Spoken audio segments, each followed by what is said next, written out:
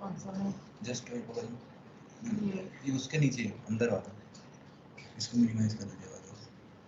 अच्छा वो बोल रहे हो तो दिख नहीं रहा है, एक सेकंड। ये वाले को बोल रहा हूँ ना, ठीक है। आगे। So today we will discuss about renal disorders in pregnancy. तुम्हारे में लिखा है कितने हैं? आगे how many? 134. Only 134 students are joined.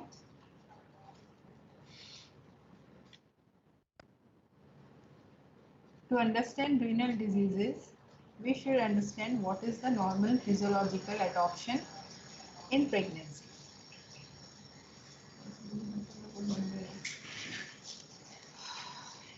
There is dramatic dilatation of urinary collecting system during pregnancy. This is the first thing. Then renal plasma flow rises 60 to 80% by the second trimester and that falls throughout the third trimester. The glomerular filtration rate and creatinine clearance rises by 50%. That means the normal GFR is 125 ml per minute. It is increased in pregnancy by 50%.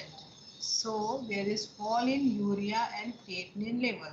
That means the normal urea level is about 7 to 20 milligram per deciliter and creatinine is 0.6 to 1.2 milligram per deciliter.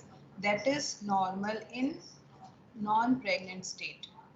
But in pregnancy, it is not normal. It is more than normal. So in pregnancy, the normal range is always below the normal of ranges that is non-pregnant state. Like if the urea normal is 7 to 120 milligram per deciliter, but in pregnancy it is quite less. That means between 6 to 13 is normal, right? Like creatinine is 0.6 to 1.2 milligram per deciliter. That is in normal non-pregnant state. But in pregnancy it is below 0.8 is cutoff level. And that is because of increased GFR. Because बहुत ज़्यादा सब निकल जाने से जो retain inside the kidney in the body, urea and creatinine is low. So protein excretion is increased up to 300 milligram per 24 hours. 80% of women develop edema due to physiological increase in sodium retention. So we will discuss new onset renal disorders in pregnancy, that is UTI, acute pyelonephritis, acute pyelonephrolysis, renal failure, HUS, renal cortical necrosis, ARF, nephrotic syndrome. And the second is pregnancy in patient whom known renal disease is already present, like patient of chronic renal failure, chronic pyelonephritis, pregnancy in women with renal transplant, and pregnancy in women in chronic dialysis. So we will discuss all these in this lecture. First of all, we will start with urinary tract infection, and that includes asymptomatic bacteriuria, acute cystitis, and acute pyelonephritis. So the first thing is we will discuss about asymptomatic bacteriuria. Incidence is 2 to 10%. 40% will develop asymptomatic urinary tract infection in pregnancy. As its name suggests, asymptomatic, that means there is no symptoms at all. But women with history of previous urinary tract infection have a tenfold rise increased risk of developing cystitis and acute pyelonephritis in pregnancy. That's why we should diagnose asymptomatic bacteriuria and treat it accordingly, otherwise it will lead to cystitis and acute pyelonephritis, right? So the pathogenesis is, it is because of E. coli in 75 to 90% of cases, which is derived from large bowel ascending infection from the perineum and it is related to sexual intercourse. How will you diagnose it? Bacteriuria is only considered significant if the colony counts exceeds 1 lakh per ml on a midstream freshly voided urine. That means 1 ml of urine is taken, which is midstream urine, and we have to do it for culture and sensitivity. And if the bacteria count is more than 1 lakh per ml, then it is asymptomatic bacteriuria. So how will you treat? There are the different regimes. First one is single dose treatment. The first thing is amoxicillin 3 grams stat dose, or you can give ampicillin 2 gram, or cephalosporin 2 gram, or nitrofurantoin 200 milligram, and trimethoprim sulfametazole combination 300 and 1600 milligram dose. That is all single dose. Another regime is 3 days course, in which we will give amoxicillin 500 3 times a day, or you can give ampicillin 250 milligram 4 times a day, or cephalosporin 250 milligram 4 times daily. You can also use levofloxacin or ofloxacin, and nitrofurantoin 100 milligram OD for 3 days. Other regimes are nitrofurantoin 100 milligram 4 times daily for 10 days. And if it is milder, then you can give twice daily for 7 days. In cases of treatment failure, nitrofurantoin 100 milligram 4 times daily for 21 days is recommended. Sometimes there is suppression of bacteria or superimpression of bacteria or persistence of bacteria or recurrence of bacteria. In these cases, we have to give nitrofurantoin 100 milligram at bedtime for whole of the pregnancy. Second one is acute cystitis.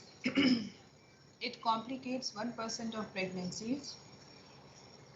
Clinical features are urinary frequency, dysuria, hematuria, and suprapubic pain. Diagnosis again by significant bacteriuria on midstream urine. Management same as asymptomatic bacteriuria, and the non-pharmacological methods are, we have to advise them to take increased fluid intake, emptying the bladder following sexual intercourse. Third one is acute pyelonephritis. It complicates 1 to 2% of pregnancy. It is the most common in pregnancy, and the clinical features are fever, leon and abdominal pain, vomiting, rigors, proteinuria, and hematuria. Risk increases in women if they are on steroid therapy, with polycystic kidney diseases, congenital abnormalities of the renal tract, urinary calculi, and if they are associated with diabetes. Common organism is E. coli. Others are Klebsiella, Proteus, Enterococci, Staphylococcus, Sporuliferaticus. Now we come to management. We have to hospitalize this patient. Urine and blood culture should be taken. Hemogram, serum creatinine, electrolytes should be sent. Monitor vitals. Establish urinary input and output chart. IV antibiotics. Chest X-ray. Repeat hematology and chemistry studies every 48 hours. Change to oral antibiotics when afebrile. That means we have to start injectable IV on 0.6. Then we have to change to oral antibiotics when the patient is afebrile. and discharge with afebrile for 24 hours with oral antibiotics. That is for 7 to 10 days. Repeat urine culture 1 to 2 weeks after antimicrobial therapy. Now, in cases of non-responders, if there is no improvement after 48 hours of IV antibiotic therapy, then we have to go for sonography, plain abdominal radiogram, X-ray abdomen, one-shot pyelography, and MRI, and magnetic resonance urography also. Now, another topic is acute nephrolithiasis. Once in every 1500 delivery is the incidence, usually in second and third trimester. That is renal calculi. The types of stones are, it may be calcium oxalate, 80% of cases, magnesium ammonium sulfate stones, struvite, they are known as struvite, 15%. It may be uric acid stone, 6%, and cysteine stone, 2%. So what are the symptoms in cases of acute nephrolithiasis? Severe flank pain. Then on examination there is macroscopic hematuria, that means pain with hematuria, nausea, vomiting and dysuria. Diagnosis by ultrasonography, plain abdominal radiograph and limited IVP. Other laboratory studies are, if you do urine culture, so it may be protease organism may be found, and there may be magnesium oxalate or struvite stones may be seen. On 24 hours calciuria, it is more than 250 milligram per day. That means it is because of calcium oxalate type of stones.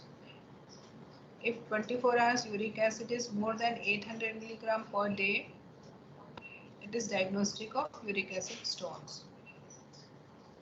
The daily urine pH is, if it is acidic, then it is uric acid stone. If it is alkali, that means it is magnesium oxalate or struvite stone. Serum calcium, if it is found there is hypercalcemia, it may be always associated with hyperparathyroidism. And if the serum uric acid is high, then it is because of uric acid stones.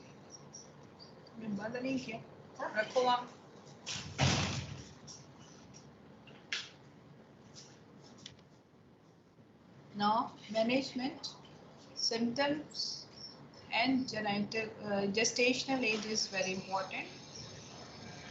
IV fluid should be started. Analgesic antibiotics injectable is started. 2/3 of cases stone pass spontaneously. 1/3 required invasive procedure, maybe urethral staining, urethroskopy, or percutaneous nephrostomy, transurethral laser lithotripsy, or basket extraction. Next topic is acute renal failure. Incidence is 1 in 15,000 to 20,000 pregnancies.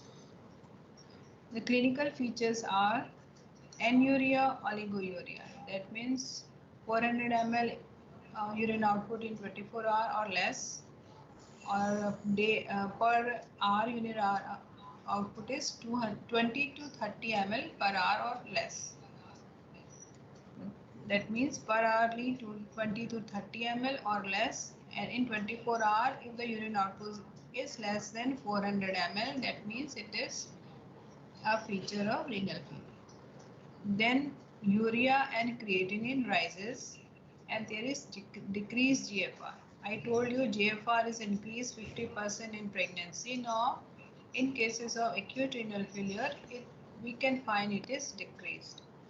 So the causes are pre-renal and renal. The pre-renal causes are obstetrical hemorrhage, hyperemesis gravidarum.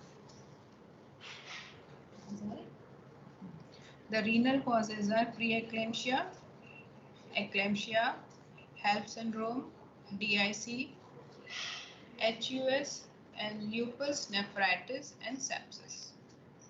HUS, hemolytic uremic syndrome. And the third cause is post-renal cause. So first one is pre-renal, then renal, and then post-renal. The post-renal causes are urethral obstruction, multiple pregnancy, and polyhydramnios. Now, how will you diagnose? In urine analysis, urinary sodium is less than 20 milliequivalent per liter, it is pre-renal. If urinary sodium is more than 40 milliequivalent per liter, then it is renal. Urinary osmolarity, if it is more than 500, it is pre-renal. If it is less than 350, it is renal.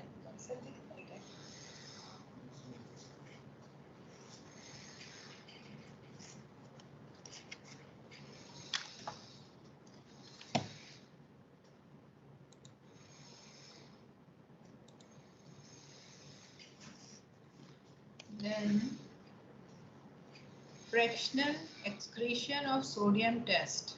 If it is less than 1%, it is pre-renal. If it is more than 2%, it is renal. Now management. The pre-renal cases respond very well to adequate management. The principles of management are: first, fluid balance. That means intravascular volume deficit should be treated. PCV, FFP, and low molecular weight dextran, cryoprecipitate, and crystalloid should be given. CVP measurement, that should be 10 to 15 centimeter H2O.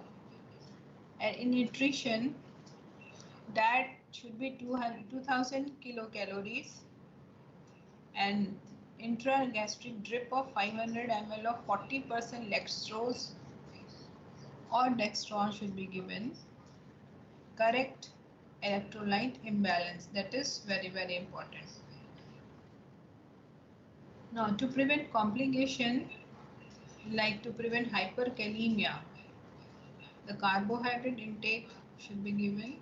10 unit of soluble insulin, 10% sodium gluconate, and 10 ml of potassium binding iron exchange resins, that should be ideal. Then in cases of metabolic acidosis, sodium bicarbonate IV is given. The supportive therapy are to control infection, antibiotics, vitamins, human erythropoietin, 2000 unit weekly subcutaneously.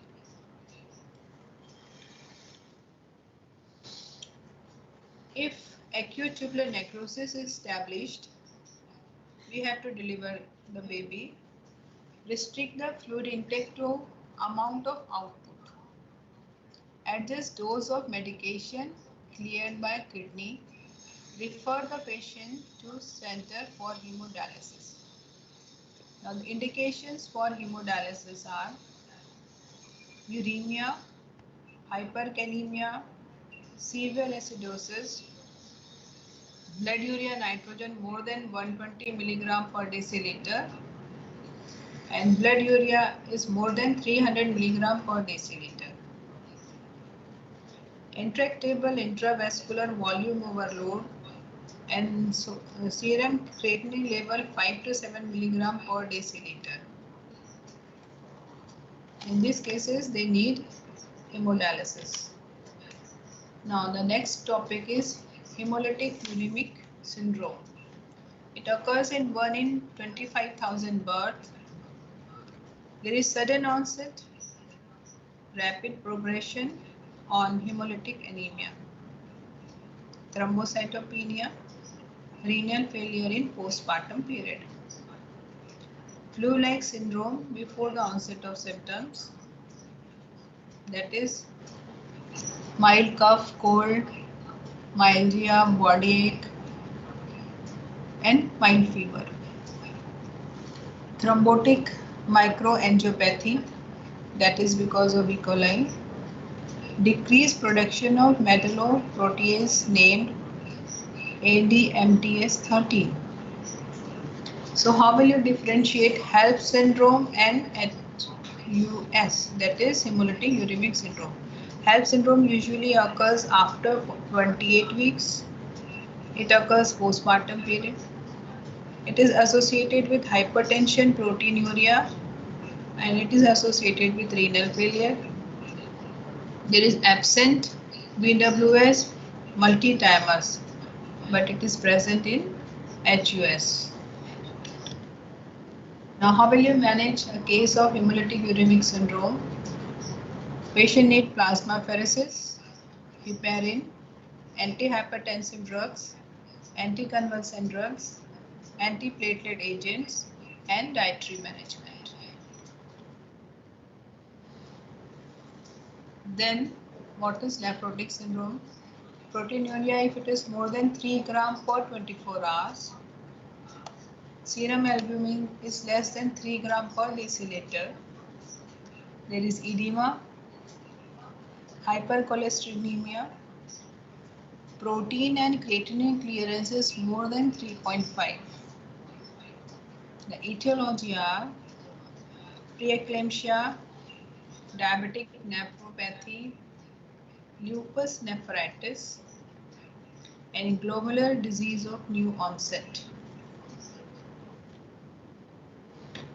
In hypertension, there are usually preeclampsia in pregnancy, the complement, lupus nephritis, then selectivity of proteinuria, minimal change disease is there. When we see for urine sediment in nephrotic syndrome, it is usually followed with diabetes, focal sclerotic glomerular nephritis, and in cases of nephritic, IgA nephropathy, HS purpura, and Busch-Pascher syndrome is associated. Now, management: treat hypertension, anticoagulation therapy, decrease fluid overload, you have to use diuretics, antibiotics, and treat underlying cause. Now, chronic renal diseases, what is the effect on pregnancy? It accelerated the decline in renal function, increased hypertension, and worsening proteinuria. The effect of chronic renal disease on pregnancy. There is increased risk of miscarriage, preeclampsia, intrauterine growth retardation, preterm delivery, and fetal death. So, what are the factors that influence outcome? Like degree of renal impairment, severity of proteinuria, and underlying type of chronic renal disease. Degree of renal impairment is mild, moderate, and severe. It is mild when the serum creatinine is less than 1.4 milligram per deciliter. I told you normal serum creatinine is 0.6 to 1.2. In pregnancy, it is less than 0.8 to 0.9. And in renal impairment, it is less than 1.2. In moderate, it is 1.4 to 2.8 milligram per deciliter. In severe cases, serum creatinine is more than 2.8 milligram per deciliter. In general, women without hypertension or renal impairment prior to conception have a successful pregnancies. Pregnancy does not adversely influence the progression of renal disease. The specific types of renal diseases are glomerular nephritis, reflex nephropathy, diabetic nephropathy, SLE nephritis, and polycystic kidney diseases. So how will you manage? Women with chronic renal diseases should be managed jointly by obstetrician and physician. Preconception assessment of renal functions and blood pressure should be made. Increased risk of preeclampsia, that should be kept in mind, so we have to start low dose aspirin. Careful monitoring and control of blood pressure is very essential both in pregnancy and antenatal. Really is important. Anemia should be treated. The fetus should be monitored. Regular ultrasonography assessment of growth and Doppler assessment of uterine and umbilical artery is mandatory. When to admit the patient? When there is a worsening of hypertension, deterioration of renal function or proteinuria is increased, superimposed eclampsia. Now, if the pregnancy in renal transplant recipients, as renal function return to normal, ovulation, menstruation, and fertility also resume.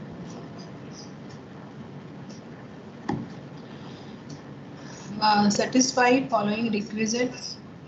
That means she should have good health more than 2 years after transplant. Serum creatinine is less than 2 mg per deciliter. No evidence of graft rejection. Absence of pilocalcial dilatation. Absent or easily controlled hypertension. And drug therapy, which is she is on, is maintained label. If all these criteria are fulfilled, then she should allow to have become pregnant. So what is the effect of pregnancy on renal transplants? Pregnancy probably has no adverse long-term effect. Renal allograft adopt to pregnancy. About 50% of women develop significant impairment. About 40% develop proteinuria towards term.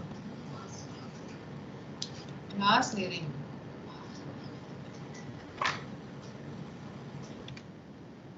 Effect of renal transplant on pregnancy. The chances of successful outcome is more than 90%. 70% if complications occurs before 28 weeks of gestation. Complication rate is higher for diabetic patient. Preterm IUDR preeclampsia, that is antenatally managed. Nephrologist and obstetrician with expertise in the care of pregnancy renal transplant recipient should be the doctors of this patient. The careful monitoring and control of blood pressure is very important. Regular assessment of renal function tests, creatinine clearance, 24-hour urine excretion, protein excretion, serum creatinine and urea is essential. Renal LFT should also be checked regularly. Anemia is common and hemodynamics should be prescribed. The fetus should be monitored by ultrasonography assessment of growth by Doppler. Immunosuppressive therapy. The dose of immunosuppressive drugs are maintained at pregnancy level, like prednisolone less than 15 mg per day, azathioprine less than 2 mg per kg per day, cyclosporin A 2 to 4 mg per kg per day. Delivery cesarean section is only for obstetrical indication. Prophylactic antibiotic surgical procedure including episiotomy. Prenatal steroids are necessary to cover labor and the woman on maintenance of thyroid. Maintenance of steroid. Patient should be vaccinated before pregnancy for influenza, pneumococcus, hepatitis B and tetanus. Neonatal problems which occurs in cases of transplant kidneys, prematurity, thymic atrophy, transient leukopenia or thrombocytopenia. and depressed hemopoiesis. Now, pregnancy in women on chronic dialysis. There is reduced fatality of 0.5 to 3%. Pregnancy is more likely if optimum hemoglobin is there. Pregnancy is more likely to be successful with um, dialysis, hemolytic dialysis rather than peritoneal dialysis. There is increased risk of average pregnancy outcome, preterm labor, IUGR, and preeclampsia and abruption is increased. So how will you manage? Increase in total number of hours, number of session of the hemodialysis. 16 to 24 hours of dialysis and 4 to 6 sessions every week. To maintain pre-dialytic dialysis urea level at less than 50 mg per deciliter. Extra good quality protein intake. Over-added salt and food usage should be avoided. Anemia should be corrected. Diastolic blood sugar should be maintained between 80 to 90 mm of mercury. Caesarean section in obstetric reasons. That is all for renal diseases in pregnancy. Thank you.